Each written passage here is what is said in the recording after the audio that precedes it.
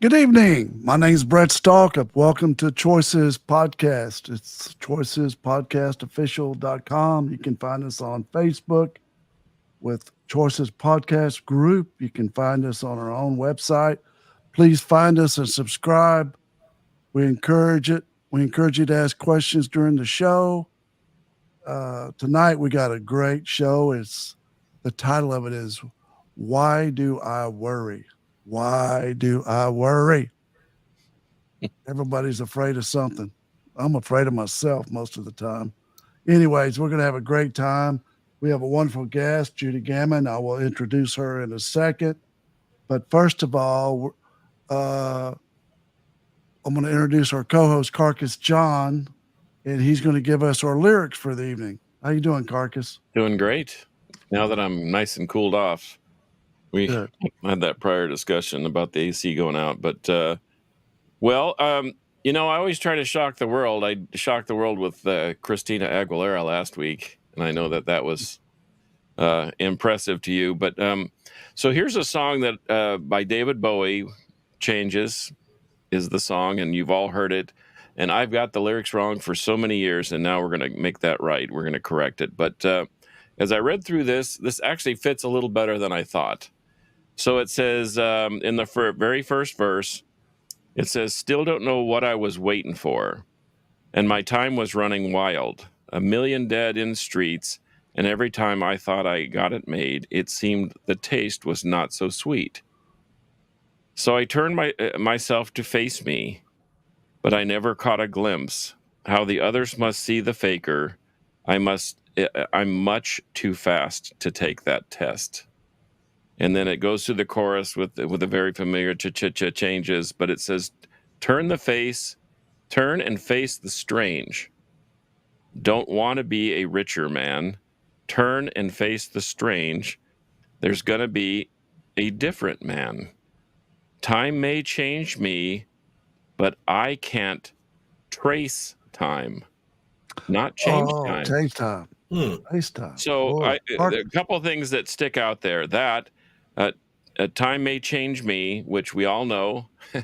I didn't look like this 40 years ago, and I didn't feel like this 40 years ago, and I probably wasn't as smart as I am now. Thankfully, I pay attention to the details, and I get a little smarter anyway.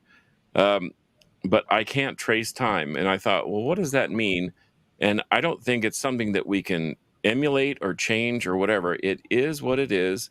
The past is what has happened. And we should learn from it, and we should try to remember those experiences. But there's nothing we can do to change it. We have it. It's there. So we can't trace time. I thought it was change time. I always thought it was change time. But I thought it was interesting in the first verse where he's kind of running from who he really is, and every time he tries to face the music and look at himself and say, I need to be retrospective, he was always able to fake himself out. That was what I got, because he was always figuring out a way to get out of it. But I do that evaluation just personally with myself at least once a month, where I just kind of sit down and I write and I do the 2 columns and I think, what am I doing? Good or bad or indifferent? And it's been very helpful. So anyway, there are some things that I do worry about. And in that reflection, as I face myself, I ask the question, what am I worried about? Why am I worrying? So there you go.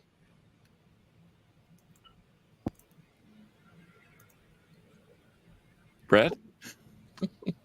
Denny? I'm still thinking that it flew a little over my head. Okay. I'm still trying to figure out the trace part, but I can go back to There is Christina some treatment. Aguilera. That's probably more basic. I don't know. It's just like I said, Danny. I had a little moment there where in Texas, if your air conditioning goes out, it's a problem, and so sometimes you rely on an electrician or an AC HVAC guy, or sometimes you rely on a higher power. And so in that moment, I was getting very pensive, and so this is what came to me. But I'm not being critical. no, I'm just I trying to didn't figure think it you out. were. It's pretty heavy stuff. Sometimes I outthink myself. What do you think, Judy? Actually, I think it's very reminiscent of Michael Jackson's Man in the Mirror. So it made me think about how often we really do need to turn around, look at ourselves in the mirror, and kind of, what do we need to change? I thought it was pretty deep. Okay, well, that works. So, in talking to Brett, he says that we're supposed to just stand aside and watch you do your thing and listen to what you have to say. And I totally agree. I think sometimes when I was teaching a Sunday school class, my father just said, stick to the curriculum and then stand aside and let people participate. So I'm going to stand aside and let you do your thing. Well, I'm so excited to be on with all of you. I'm extremely conversational, so I'm happy to have you jump in and to have conversations. Super happy to be here. I love the topic about why do we worry. Boy, that's a big one. And as the CEO of Executive Medicine of Texas, we see people all the time that they come in and maybe they have some various health issues, and when we get to the bottom, but a lot of it's stress, and we're stressed from it really stems from worrying. So gotta love the topic for sure today. Are you maybe even more concerned? I mean, people worry, and I understand that. I do it too. But are you concerned about the people who just don't worry at all? Is that pendulum a dangerous swing to the other side? Well, I really think that there's the people that worry and talk about it, and the people that worry and bottle it up. I think there's very few people that truly don't worry. Those people are generally on the beach somewhere with a surfboard, and we all wish we were them. But in the real world, there's the people that constantly obsess over the worry, and some people that handle it quite well, but then so many people that bottle it up. And when you bottle it up, for sure, then it leads to all kinds of different health issues. So it's definitely a topic to talk about and dig deeper in.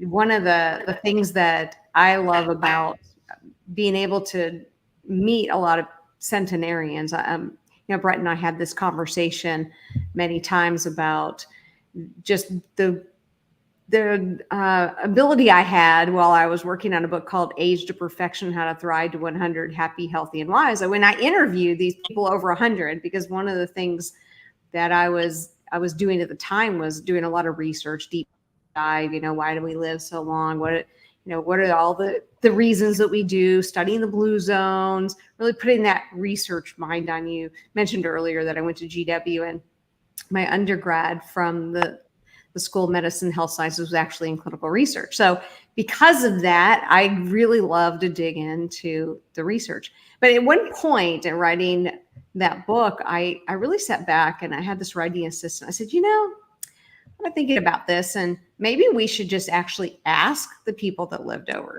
100. And what a novel idea. And I said, can you find me some people over 100 so I can actually go and talk to them, interview them? How did you do it? How'd you get the t-shirt? And I expected wholeheartedly, one, that she would not be able to find them. Two, that if she did find them, they'd probably be drooling all over themselves. Or three, that they wouldn't be able to remember anything that I'd want to talk to them about. And it was actually quite the opposite. I was shocked that she came back with several people for me to talk to.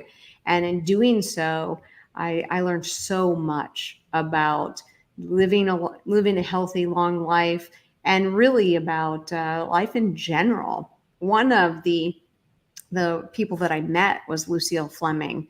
And I don't know if you guys saw this. It kind of made all the memes, and it even got on TMZ in other countries. But do you remember several years back when the centenarian, at the time she was 103, threw out the baseball at the Rangers game? And it was a really big deal. I mean, they're like, oh my gosh, she actually like threw the ball. Well, that was Lucille Fleming. And that was one of the people that I interviewed and actually became very, very close friends with. So much so that when that book, Age to Perfection, came out, she went out on a tour with me. And then eventually I read a memoir of Life and Lucille about all the wisdom she imparted on me. So as we're talking about worry, as we're talking about all of these different topics, taking a moment to reflect at ourselves and that person in the mirror, and who were we, who are we going to be, what do we want out of life? That meeting centenarians is certainly a way to put that in focus. When I grew up, we were always afraid of centenarians. It was like they were labeled as over 100, right? And you were like, they were given a stigma. Do you agree with that or disagree? Or I think certainly there is that. And I had the same thing growing up. Old people are either creepy or they smell. Like, seriously. Yeah. I mean, I know that sounds mean, but that's kind of what we thought as kids. And when I knocked on Lucille's door, she was the first one that I was going to meet out of all the different ones that I had the great opportunity to interview. I knocked on the door with the full expectation of what was on the other side. And that was going to be someone who probably doesn't have themselves all together. And boy, was I wrong. She opened that door and she was dressed to the nines and she smelled Chanel number 5. And, she's like, hello. Red lipstick. She had lipstick. She had, the whole 9 yards. I didn't know at the time, a beautiful wig. I was like, is that her real hair? Like, I was like, what is going on? Am I being punked? She was just so full of life. And we just connected instantly. And it wasn't at all what I thought, Brett, I was going to walk into. So what different things specifically did you learn from your experience? Well, there were a variety of things. As I interviewed all of the people that were over 100, a few things, rose to the top. I'd say, what's your top 10? And they'd give me their top 10. There were a lot of similarities. One was believe in a higher power. And it wasn't really about religion. They were all different religions, but they were, you got to believe in a higher power. You got to give it up to God. Be social. Make sure that you eat healthy, get your exercise in. But it wasn't just get your exercise in. They were great examples. There was this one lady, she's an African-American lady. Oh my gosh, she was a spitfire. And she said, ever since they opened gyms and I wasn't working out in the world, I started going to the gym. She said, and when I couldn't lift the weights anymore, I just did all the machines without any weights on them. And she very proudly said, you got to keep your machine oiled. And the only way you're going to keep your machine oiled is to move it. So it's really easy for me to go and just do the circuit. And I thought, this is brilliant. Lucille on her movement, she's like, there's a reason I picked the apartment the furthest away from the dining hall. She says, because I know back and forth, if I go to every meal, I've walked at least a mile. I was like, that's brilliant. That's pretty good, But there was another bit to this. Right when I was about to finish that book, I had another idea, and I was and maybe this is, a God thing, because I don't even know why I thought this, but it was, I wonder if we went into a classroom at like elementary school kids and we asked them what we think it would take to live to 100, what they would say. Here's what they said. You got to have a lot of friends. You probably need to work out. You need to eat healthy. All of the things that, they would say, oh, you should pray. Every single thing these tiny kids were saying was mimicking what these people who actually lived 100 were saying. And out of that, I kind of deduced that when we age, when we get through all these different decades of our life, we're so bombarded with these messages, what's healthy, what we should eat, what we should do. what we should be upset about, how we should spend our time. And that has just gotten, worse and worse, obviously. The marketing messages, now the social media, how many channels do we have? How many cereals could possibly be on a cereal aisle? All of these things. And if we can find a way to stick to the core things that I believe we innately know, then I think we do have a good chance of living to 100 and doing it well. It's not about living to 100 and sitting in a wheelchair and drooling all over yourself and go, "Ooh, maybe I can blow out one of the 100 candles on my cake." It's not about that. It's about living to 100 vibrantly. Lucille died just 2 weeks shy of her 104th birthday, and she was with it up till her last breath. Yeah. When I was in college, I got to say this because you just really taught me something, okay? And I'm going to be real quick with this. My college roommate got killed in a DWI accident, and my other roommate pulled in front of a car. They wrapped around a pole, and he didn't even really drink. You know what I mean? Mm-hmm. It was really, really sad deal. Anyways, at the funeral, his grandmother was there, and she was probably at the time 80. She was smiling. You know what I mean? She was such a faithful woman. I wasn't. I was a college kid, running hard, doing stupid stuff. But I was like, why is she smiling? You know what I mean? Mm-hmm. And after I found God, and later in life, I got to write her a letter that I really spent a lot of time with, putting together about, now I know what your smile was about. She knew her grandson was in heaven. You know what I mean? And I was judging her. Why are you smiling, lady? This is your grandson. He just died. I was judging her, and the centenarians, they got a lot to offer about wisdom and faith. And you want to live to be 100? Here's what you got to do. That's what I'm hearing you say too. Oh, 100%. And I tease this in the book about the number one thing that she taught me. And I'm going to give away the last page. I'm going to just tell you, but there's still a lot of great stuff. So you can read the book, you still get something out of it. Yeah. But I tease that she said, "Wait, I forgot. There's one single most important thing," and really, I didn't know at the time that she told me what that number one thing was. I had no idea how important that was. I'm like, oh, okay, that's good. I didn't fully appreciate it until she died at the hand of an untrained aide who made a mistake and injured her. And it wasn't until she passed away and I was really enraged in kind of what had happened that I heard her down in here say, no. Remember what I told you? And that thing that she told me when she called back and said, "Oh, I forgot the most important thing." She said, "The number one thing is you got to forgive.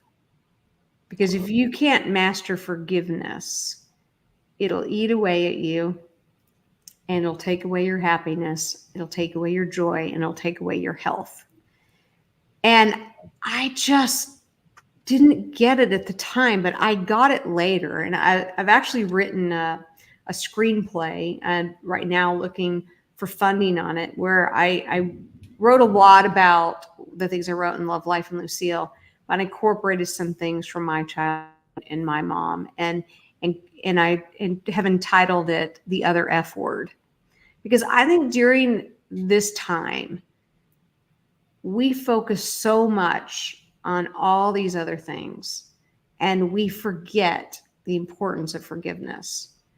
And that one lesson that she taught me, out of all the lessons, there were so many, that one lesson has really carried me through in a way that I had no idea when she said those words to me. I had no idea what that was going to do, how that was going to change my life. And it's just amazing how sometimes these things come to you and you don't know how profound they are until you have to put them in place. I'm curious if any of you have had a situation where, you know, you were told something, but you had no idea how profound it was until later. Judy, I still have 3 people I want to take to the train station. I tell Carcass all the time. See, Brett and I have this running, not argument, but this running dialogue about who our best friends are. And I put them on my right hand, and I name my father, my daughter, my soon-to-be wife, and Brett's on there too. He's the middle finger, of course. But he says it's not possible to have a second handful of people, and I've already started my second hand. He says it's not possible, but once again, he's got guys that he wants to take to the train station, and I've forsaken those guys. I just said, you know what? To your point, and if you see me looking down, I'm taking notes. But mastering the art of forgiveness, I think, is something that the entire world needs to do, because we spend the whole time judging each other. Absolutely. Not That's only the each other, choice. but things. Yeah, and it's like, who cares if somebody can do it bigger, faster, more colorful? I just had this discussion with Steph. I said, AI, I do freelance art on the side, and I enjoy drawing. I draw with, people ask me, well, what program do you use? Well, I use John's right hand and a pencil and paper. I still do it that way. But I said, but AI is going to put me out of business. And she said, no, it won't, because that's something you enjoy doing. And as long as you enjoy it, then you'll keep doing it. And it'll always be satisfying to you. And I thought, it's not about the paycheck per se, but it's about the process. And so, I was kind of judging myself and judging the situation, but I'd have to just let it go. And that's part of that forgiveness thing, is forsaking. That is a great testimonial. And it's something that not a plug for Fellowship Church, but here at Fellowship Church, a lot of sermons have been on that very topic, the real F word. And it's something that I think most of us, if not all of us, struggle with. And even as I try very hard, and certainly at this stage of life, I should be able to easily do it. Anytime the topic comes up, my mind goes back to 1 or 2 individuals, which means I probably haven't let them go. Because you're volunteering. It's all about us, right? I mean, the forgiveness, it's really for our sake. And there's a lot of scripture that will back that up. What do they say, Judy, about resentment or anger is the poison you want for somebody else, but it's what kills you, or something? Oh yeah, you're drinking your own poison. Yeah, that's so true. Yeah, it's so true. And one of the things as a CEO that we talk a lot about, how can we help our patients the most, and it goes back to asking the right questions. And sometimes those questions aren't, okay, do you have heart disease in your family? They are, what are you eating? Sometimes it's a matter of what, and that isn't necessarily like through your mouth. Are you taking in too much news? Are you taking in the pain and the anger of everyone around you? Are you focusing on the stressors that you can't control, and really kind of getting to the bottom of that? And it sounds weird that maybe during an executive physical, these questions are being asked, but how often are we not asking these questions? We're so polarized right now. Our country's so polarized, and they gaslight us all, and I don't know if people really realize what the damage is doing to our hearts or emotions to be gaslit like this. It's a shame. But it's psychological warfare. It is what it is. When Lucille was alive, interestingly enough, she passed away before a lot of the things are going on now. But she had said something I thought was really interesting. Now, in order for this to be as impactful as it was on me, you have to understand that this is a woman who died the year the Titanic sank. And she came to the United States from Canada. There's that Canada thing again. came to the United States from Canada. And she came with a suitcase in her hand and a locket around her neck. And she decided she wanted to be a nurse. So she arrives during the Depression. And she watched men in suits cleaning the street and shoveling for pennies, because they only owned suits because they used to be the banker. And she would describe these scenes to me.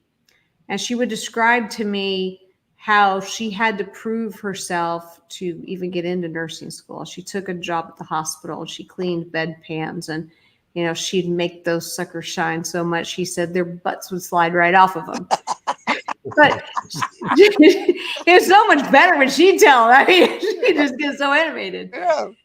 But she also said, I don't ever want you, and not knowing, like she said these things, not knowing what was going to happen in the world. She had no idea. She said, Judy, I don't ever want you to get so worked up in thinking that the world's going to end, the political person in power is going to wreak havoc. We're going to lose our spirit. I mean, she would go through these things. And then she would say, over my time, I've seen wars. I've seen good presidents. I've seen bad presidents. I've seen the unthinkable. And I'm still alive. The world's still kicking. And I haven't lost my faith. She would tell me these things, and they were just so profound, but it wasn't like she's saying, sit down, I'm going to fill wisdom, I'm going to fill you up with some wisdom. She would just tell me these things in conversation over many of the lunches. We had lunch every single week. So over many of the lunches, we'd have these kind of conversations. And then we'd also have conversations about some of the hardships that she had seen and people of her age had seen. Going to see her girlfriend, young girlfriend, and knowing that she was dying of consumption. And then going one day and the girlfriend was gone. Her friend, her little friend, and the mom taking the locket and giving it to her. It's the same locket that she came to the United States with. So she would tell these stories, and it was like having a front row to history. And maybe the most important thing about having that was really where I was in my life. I was, okay, get done, got to crank a book out, busy, work. All these things were going on. Lots of kids, lots of things happening. And I was a third generation workaholic. I was wearing that 12, 14-hour day like a badge of honor. And I see you, Brett. I know, I see it. It's like, it was a thing. And I was like, well, this is just in my bones. I mean, it's in my blood. This is who I am. But it turned out that writing that book, meeting Lucille, was such a game changer, because she changed the trajectory for the next generation. I was third generation workaholic. And the fact that I was taking off Friday for several hours and going to lunch with her, and then just doing all these things that I wasn't doing beforehand. It's incredible what one person can do to change another person's life. Something they say, something they do, how we don't even realize. Getting back to that whole changes lyrics, we don't even realize what we're in the middle of until we stop to turn around and actually look at it. And that's what she was for me. She was a bit of a mirror to say, okay, here's some history. Here's where your life's going. She never judging, never said these things, but said them in a way that was by her actions in those conversations. And it just left me a changed person. She didn't preach at you. She didn't know. No, absolutely not. Only once. Only once. Let me tell you. I gotta tell you about Pastor Lucille. Because I got in the car one day and she's like, Judy, are you okay? And I'm like, no, I'm not. And she's like, what happened? And I told her this story. I said, well, I had worked so many hours and I got home and I said to Walter, my husband, I said, he came in and he said, what's for dinner? I turned to him and I said, it was like, my head was spinning. I was like, I don't know, what's for dinner? So we had this big argument about what was for dinner. And then I said, why don't you go make pancakes? We'll just have breakfast for dinner. I don't know if y'all ever had breakfast for dinner. Oh, I love it. My favorite meal. I said, let's just have pancakes. Yeah. Maybe 30 minutes come back. I'm sitting down. I plopped on a little sitting area in my room and was watching TV. And my son at the time, South Lake Carroll High School, comes in. He says, I don't think he was high school then. I think he was junior high. He said, hey, Mom, how do you make pancakes? And I'm not kidding. I'm like, why are you asking? I mean, I was psycho wife. I don't even know what happened that day, but I turned into like crazy wife. I marched in the kitchen. I told my husband, I said, you save people's lives for a living. This is not rocket science. Can't you figure out how to make a pancake? So I stewed about this whole pancake thing all night. Now, I know you guys are sitting here going, oh man, she's crazy, right? No. This is not a normal occurrence, I can assure you. But I pick up Lucille, so I tell her the story that I just told you. And she's quiet. And then we go to dinner, and she said, back in my time, we would never have asked our husbands to make dinner. I'm like, whose side are you on? Like, I'm at this point, like, what's happening? So we finish. She doesn't say anything else about it. We finish lunch. I go pull up into the porte-cochere and to let her out. And she says, don't go anywhere. I'll be right back. And I'm sitting in the car and she comes back. She hands me these little cards, these little recipe cards. And she said, here's some recipe cards for you. The Mandarin chicken is pretty good. Why don't you go home and make that tonight? And why don't you just make up with them? Because none of this is worth it. I love you. I'll see you next week. And I went home and I'm like, oh, yeah, I guess I should make dinner. And everything changed. And I know that sounds like a long, drawn out story, but it was impactful to me because I realized, oh my gosh, I got worked up over something so stupid. I projected my crazy bad day off on my husband who didn't deserve it. And he has since learned how to make pancakes. So it's all worked out.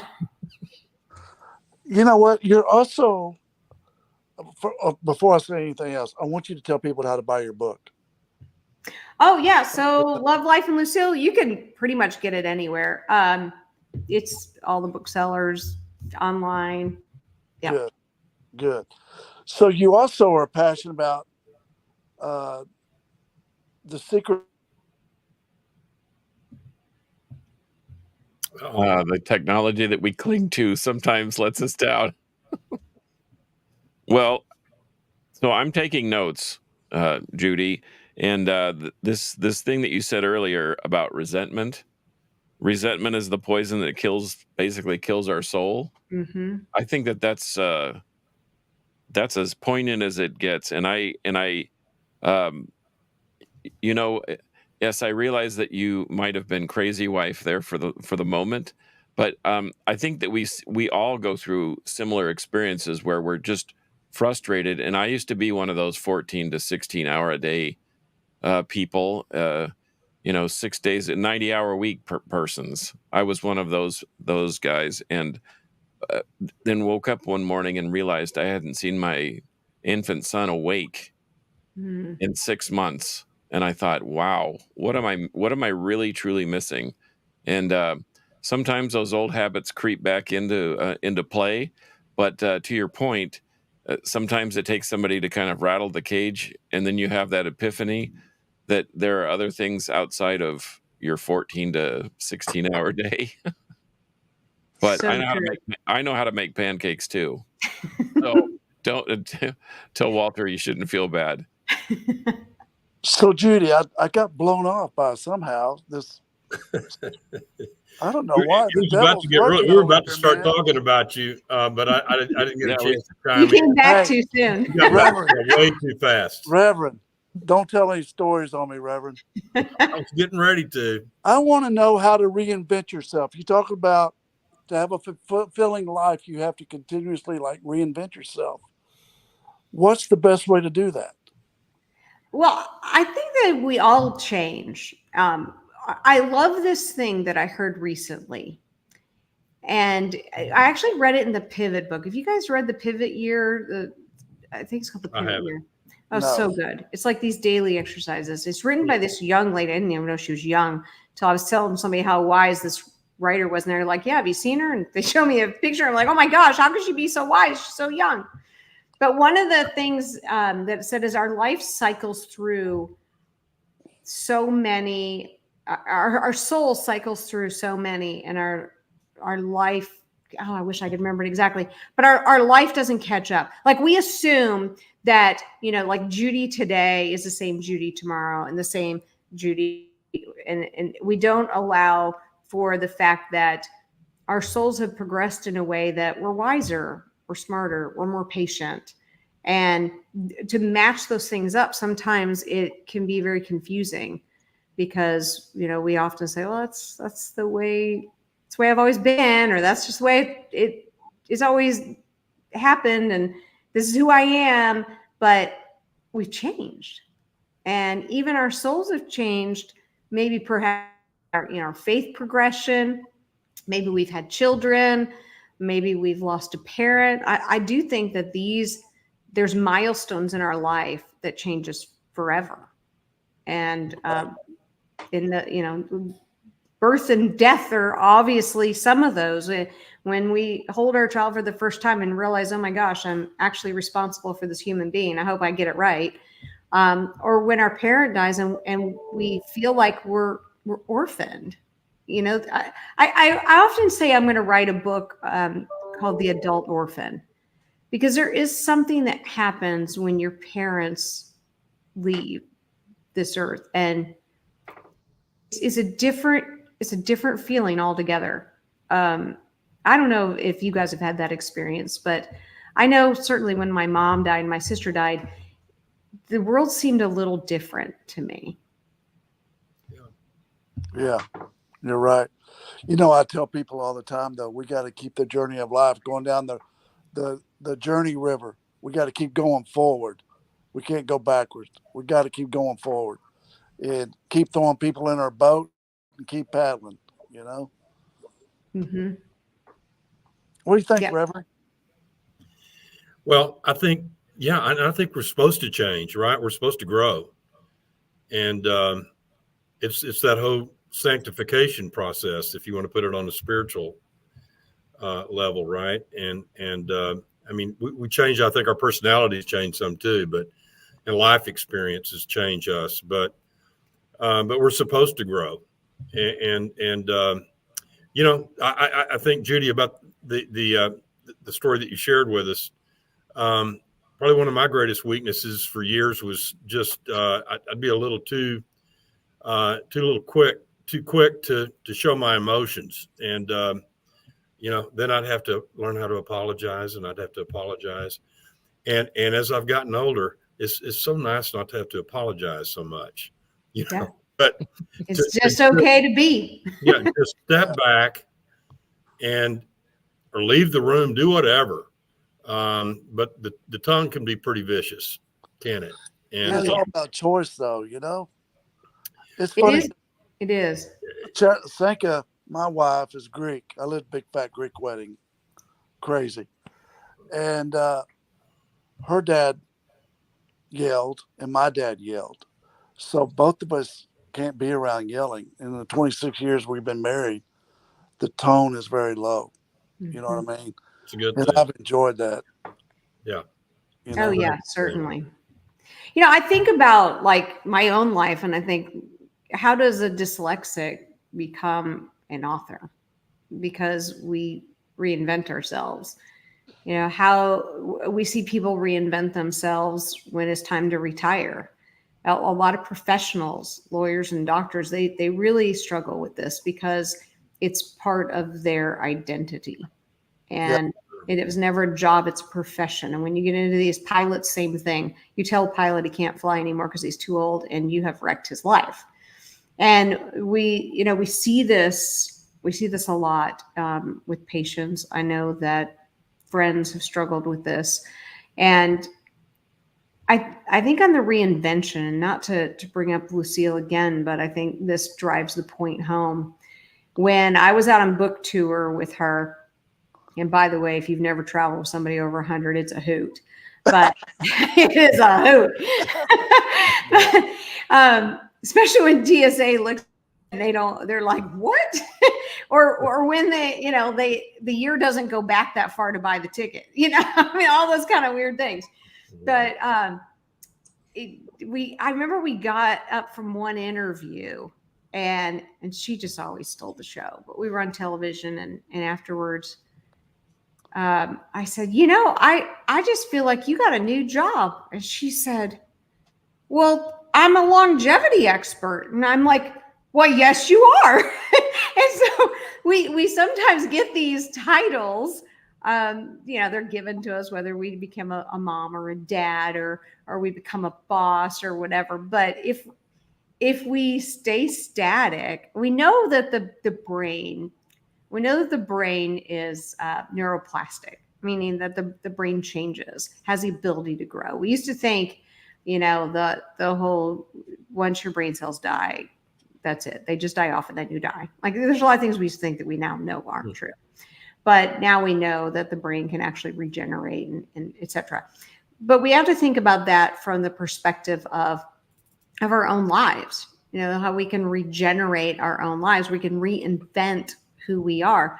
My mom, before she passed away, she started painting, and I'm like, Mom, you're a painter? And she painted the most. I have one of her paintings in my dining room. Like, it was incredible. And she didn't start painting until her 70s. She never picked up a brush, but she just decided one day, I think I'm gonna learn to paint. And if we stop believing that we can learn something new, that we can reinvent ourselves, then we stop living. And as long as we have an interest, and it could be something way outside the box. You never did it before.